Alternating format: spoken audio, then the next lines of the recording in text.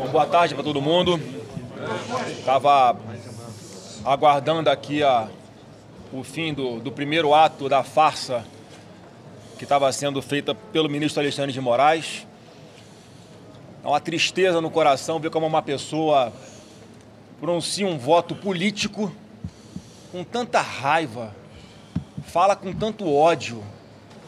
Parecia um líder do governo do PT no Supremo, proferindo palavras sem embasamento jurídico, sem vinculação com absolutamente nenhuma prova, como quem está ali praticando uma vingança, porque na cabeça dele parece que Jair Bolsonaro queria matá-lo. É o que ele é acusado, é o que Alexandre de Moraes acusa Bolsonaro, uma das acusações, né? Como se tivesse alguma participação no tal plano verde-amarelo, punhal verde-amarelo. Então a ficção desse plano punhal verde-amarelo é na mesma proporção da ficção desse voto de Alexandre de Moraes. E de ontem para hoje, a gente conseguiu algo que é muito raro de se ver, com provas, aqui sim com provas, que é a manipulação de um processo judicial, em especial por um ministro da mais alta corte do judiciário desse Brasil. O ex-assessor dele denunciou uma série de coisas na Comissão de Segurança Pública na semana passada e hoje chegou uma perícia confirmando o que ele havia denunciado, em especial a manipulação processual por ocasião de uma busca e apreensão determinada pelo Alexandre de Moraes contra um grupo de empresários lá nas eleições de 2022, em que o Tagliaferro denuncia que foi procurado pelo juiz assessor de Moraes para ajudar na fundamentação desta decisão, que já havia tido seus efeitos iniciados, já que a busca e apreensão já havia acontecido. Dias depois, Tagliaferro é procurado, diz que ajudou no mapa mental e uma série de outros detalhes nessa decisão do Alexandre de Moraes, porque tinha pego muito mal para o Alexandre de Moraes dar uma decisão apenas com base em uma matéria de imprensa. Então, ele dá essa ajuda, devolve ao juiz auxiliar do Alexandre de Moraes e que volta para o processo. E pasmem, a perícia que foi feita não foi sequer ainda sobre o que denunciou o Tagliaferro. A perícia, um parecer técnico, está aqui, um parecer técnico, exame documentoscópico digital. Quem solicitou foi um jornalista com coragem, David Agape, e foi feito por dois renomados peritos, Reginaldo Tirotti e Jaqueline Tirotti. O que diz essa perícia? Confirma que a sentença dada por Alexandre de Moraes foi redigida após, 6 dias após a sentença ter sido dada, com data retroativa, portanto. A sentença foi produzida 6 dias depois e lançada como se tivesse sido feita no dia que ele tomou a decisão. E o mais interessante, como eu disse, que não é uma perícia feita sobre o documento fornecido por Tagliaferro. Foi feita com base no próprio documento do Supremo Tribunal Federal, que é público. Foi extraído da página do STF. De lá extrai-se um documento que é a sentença de Alexandre de Moraes e a perícia comprova, pelos metadados do documento do Word, que é como foi feita essa sentença, que ela foi criada e modificada no mesmo dia, 6 dias após a sentença. Eu vou só ler aqui um pequeno trecho da conclusão, segura para mim, por favor, da conclusão dessa perícia, que é um escândalo isso daqui. Eu entendo porque muitos da imprensa ficaram preocupados de publicar essa denúncia que estava na mão de alguns já. Conclusão da perícia. Os peritos examinaram o documento questionado, chegando à conclusão de que o referido documento foi antedatado. A data declarada, 19 de agosto de 2022, que é a data onde ele deu a ordem para a realização da operação sobre o grupo de empresários, diverge da data técnica de compilação ou seja, de concepção, de nascimento desse documento, que foi em 29 de agosto de 2022. E não apresenta assinatura digital, porque quem faz esse documento é o delegado chamado Fábio Schor, e que ele não assina digitalmente, sem validade nenhuma legal a assinatura dele, e conclui aqui o parecer. Não apresenta assinatura digital, apenas um transplante de assinaturas, não sendo possível lhe atribuir a autoria inequívoca. Um parecer técnico que nem precisava, né? Vocês vão se lembrar daquela operação spoofing, que foi deflagrada em função da então Vaza Jato, em que as provas que foram extraídas ilegalmente de alguns celulares foram validadas juridicamente na sequência para poder colocar o Lula aonde ele está hoje. Portanto, nem precisava de perícia, mas nós estamos tendo cuidado de fazer essa perícia. O que vai ser feito a partir de agora? Nós vamos oficiar todos os ministros do Supremo Tribunal Federal para que tomem ciência dessa grave denúncia de uma fraude processual feita por um membro do Supremo Tribunal Federal, solicitando que seja aberta uma investigação e que seja suspenso esse julgamento que está em andamento até que essa investigação seja concluída pelo bem da democracia. Bem, eu queria falar, gente, antes das perguntas, alguns aqui vão falar, até por conta do envolvimento do Schor, alguns vão usar a palavra antes que vocês façam as perguntas.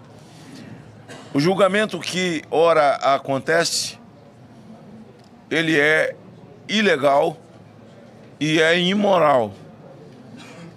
As peças apresentadas por Alexandre de Moraes, elas estão longe de estar condenando alguém que nada roubou, que não esvaziou os cofres do país, alguém que não lambeu os fundos de pensão, que assaltou a Petrobras.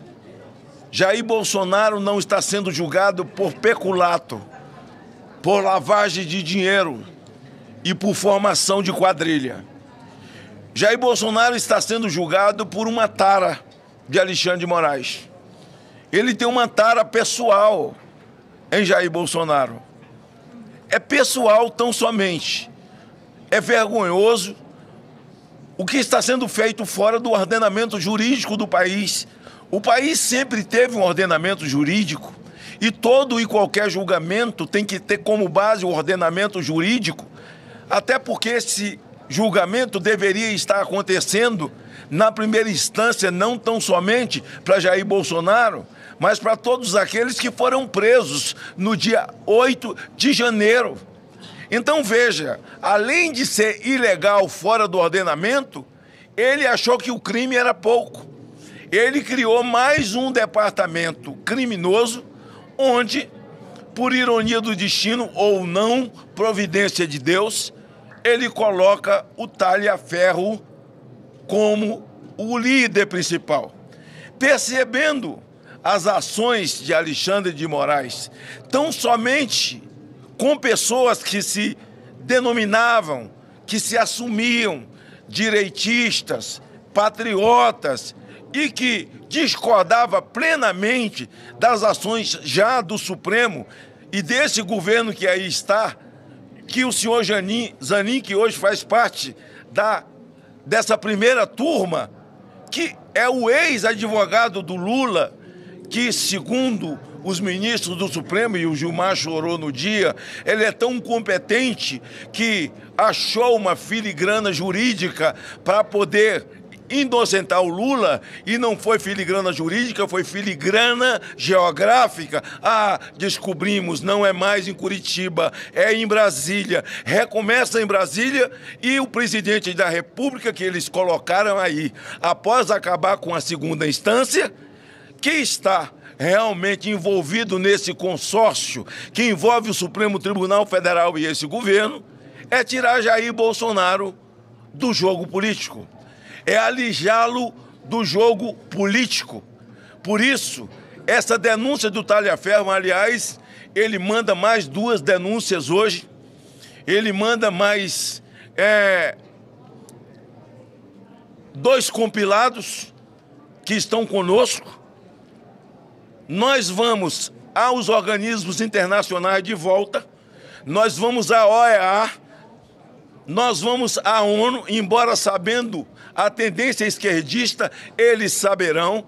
Esses documentos estão sendo traduzidos para o inglês e, se necessário for, até o Tribunal de Haia nós iremos. Até porque o que está acontecendo com o Brasil é uma coisa ímpar.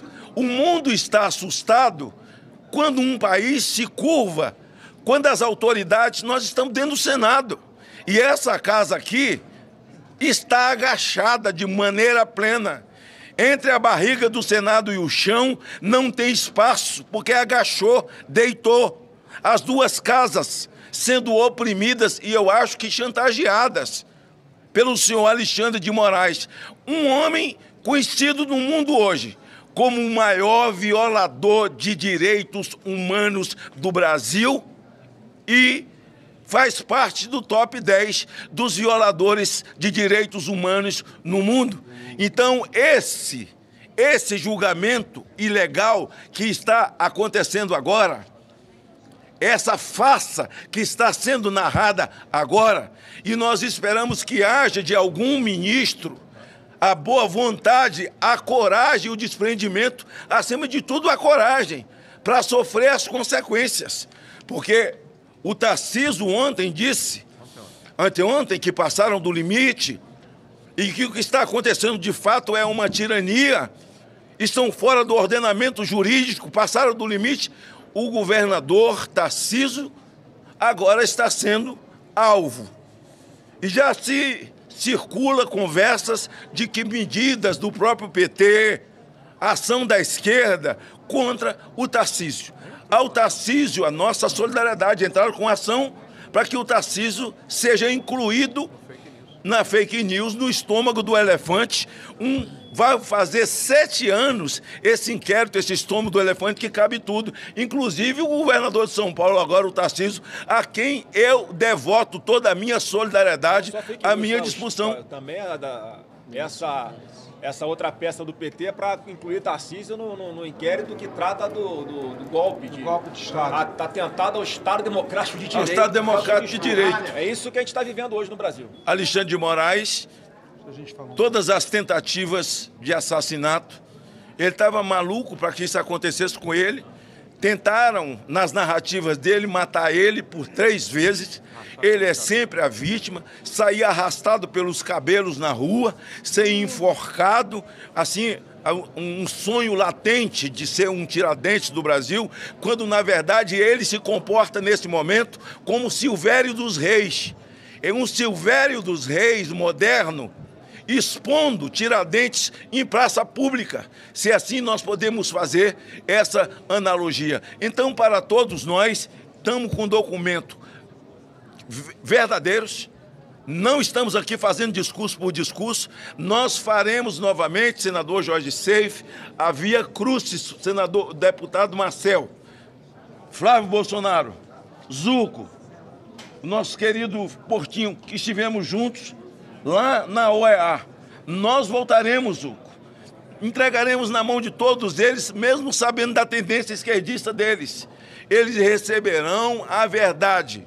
Nós estamos indo à Itália, porque esse rapaz não pode ser alvo desse indivíduo, para que as autoridades italianas cuidem da segurança desse brasileiro corajoso, que teve coragem de expor as vísceras de Moraes.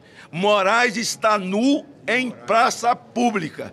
Certamente, ao final de tudo isso, nós o chamaremos de Alexandre o Imoral.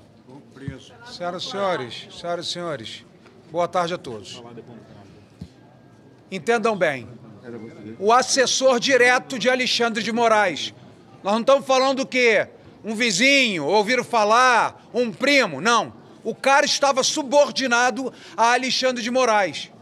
Tem denunciado alguns veículos de imprensa internacionais sem repercussão no Brasil, até que nós conseguimos conversar e convencê-lo a participar de uma audiência na Comissão de Segurança Pública presidida pelo senador Flávio Bolsonaro.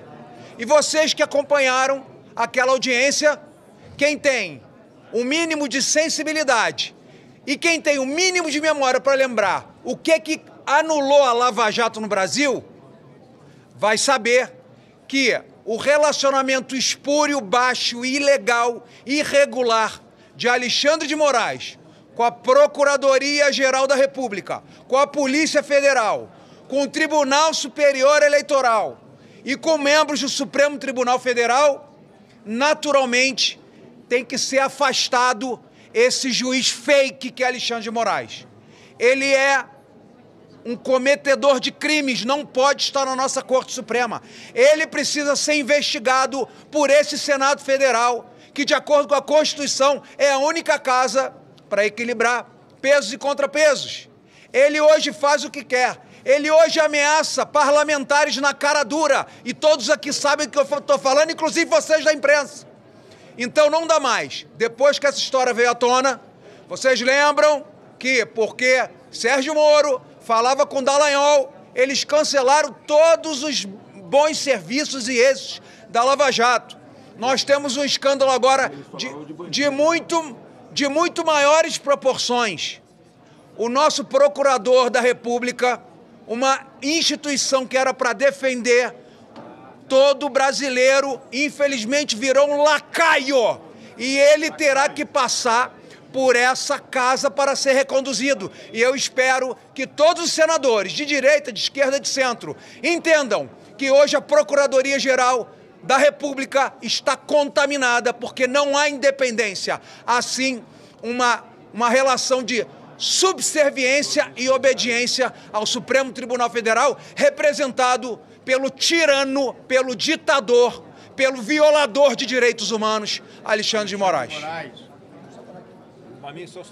Eu só queria falar para vocês, hoje pela manhã, eu me fiz presente no julgamento. Eu gostaria muito que a imprensa analisasse as expressões faciais. Olha onde chegamos. O prazer com que o ministro Alexandre de Moraes tem de falar do presidente Bolsonaro. Não só como líder de organização criminosa, mas por vários momentos, vários foram os momentos que ele buscava esconder o seu ânimo em buscar em 70 terabytes. Gravem esse número, porque foi um dos motivos em que todos os advogados da defesa pediram mais tempo. E eu peço a todos vocês, órgãos de imprensa, que conversem com seus advogados e perguntem se havia um tempo hábil para se analisar 70 terabytes de material. Foi feito, inclusive, uma análise por um dos advogados de defesa, mesmo com a melhor inteligência artificial, aquela paga, premium, demorariam meses e meses para se confrontar os dados. Então, o que está sendo dito aqui, além da vaza-toga grave, é este processo que não respeitou o devido processo legal e a ampla defesa. Deixa eu só me falar aqui que ele tem é autor do requerimento de CPI. Só quero... Fala aqui na frente. Aqui no microfone a mim. Só quero complementar o que nós ouvimos aqui sobre a investigação sobre o âmbito mais perverso, a coisa mais obscura do ponto de vista de direito, que foi esta investigação. Nós tivemos na semana passada o trailer na Comissão de Segurança Pública. Hoje, como lembrou aqui o senador Magno Malta, mais 2 fatos foram trazidos.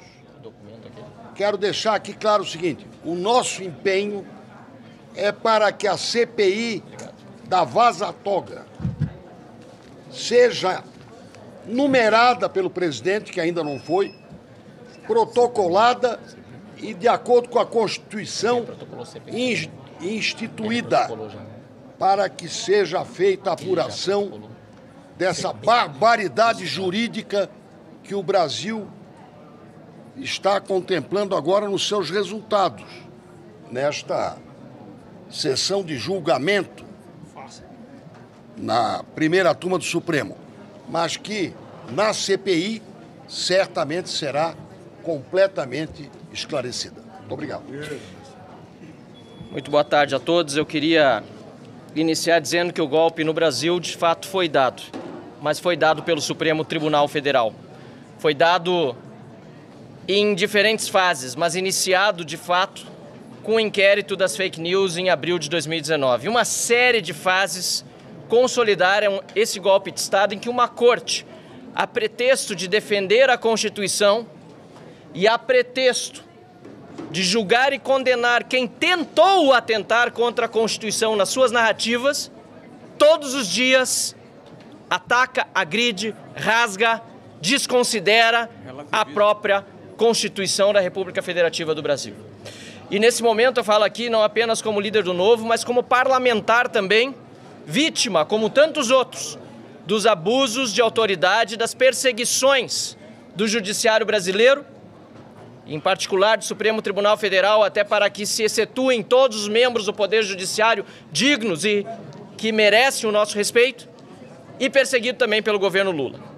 Ainda em novembro de 2022, senador Flávio Bolsonaro, com base nas buscas e apreensões, bloqueios de bens de empresários feitos em agosto daquele ano, nós protocolamos aqui na Câmara, ou melhor, lá na Câmara dos Deputados, pela primeira vez a CPI do abuso de autoridade.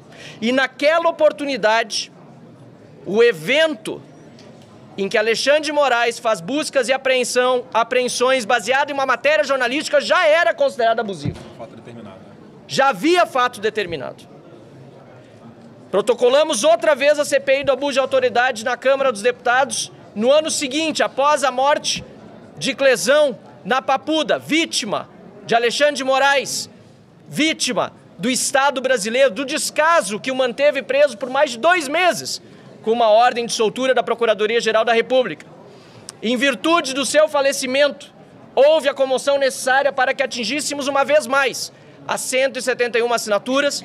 No entanto, tanto o presidente deputado Arthur Lira como hoje o deputado Hugo Mota, até o momento, ainda que esteja na fila, pronta para ser instalada, porque existe hoje previsão regimental para isso, a CPI segue parada, engavetada. Eu gostaria de concluir aqui dizendo que quando fui à tribuna acusar Fábio Schor de fazer relatórios fraudulentos, fui perseguido pela Polícia Federal de Lula, dirigida por Andrei Passos Rodrigues. O seu chefe de gabinete moveu uma notícia crime contra mim, fui investigado com autorização do senhor ministro Flávio Dino, em que pese o artigo 53 nos dará a todos a imunidade por nossas opiniões, palavras e votos, e mais, em que pese ser dever meu, ao entender que há indícios e evidências de crime, denunciá-los na tribuna da Câmara. Pois bem, fui investigado e indiciado por ter dito que Fábio Schor utilizava-se de relatórios fraudulentos para manter pessoas presas, como é o caso de Felipe Martins, fazer buscas e apreensões ilegais e outros absurdos mais.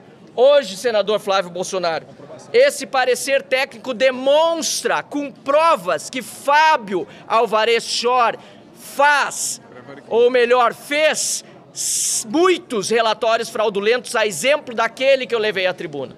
E é por isso que, mais uma vez, eu digo aqui, saudando o senador Esperidião Amin, que já protocolou a CPI da Vaza Toga aqui, o deputado federal Carlos Jordi, que está prestes a conseguir as assinaturas para uma comissão mista de investigação, de inquérito, também da Vaza Toga, juntando Câmara e Senado, que é urgente, já passou da hora, que se investiguem todos os abusos, punam-se aqueles que os cometeram, pacifique-se o Brasil e nós possamos nos livrar deste estado de exceção que, repito, aquilo que disse no início, foi gerado, gestado, criado e está sendo fomentado e consolidado pelo Supremo Tribunal Federal. Muito obrigado.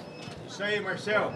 Quero só deixar ainda mais claro para aqueles que não perceberam a fraude processual, e aqui eu falo como senador, mas também como advogado que sou. Primeiro, Moraes identificava o seu alvo. Depois, ele atirava. Ele soltava decisões restritivas, busca apreensão, entre outras. E só depois eram instruídos os processos para embasar aquelas decisões tomadas. Isso é uma clara desvirtuação do devido processo legal. Qualquer advogado, qualquer estudante de direito, e sabe-se lá por que não a OAB até agora parou para se debruçar sobre isso, que a perícia comprova. No processo, no devido processo legal, primeiro se instrui o processo e depois se submete à decisão do juiz. Nada do que foi feito por Alexandre de Moraes, no caso dos empresários e nos outros casos que se repetem, inclusive hoje o julgamento do presidente Jair Bolsonaro.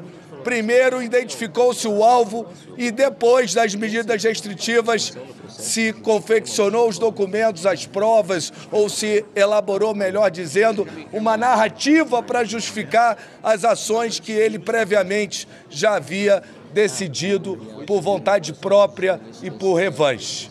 Essa é a fraude processual.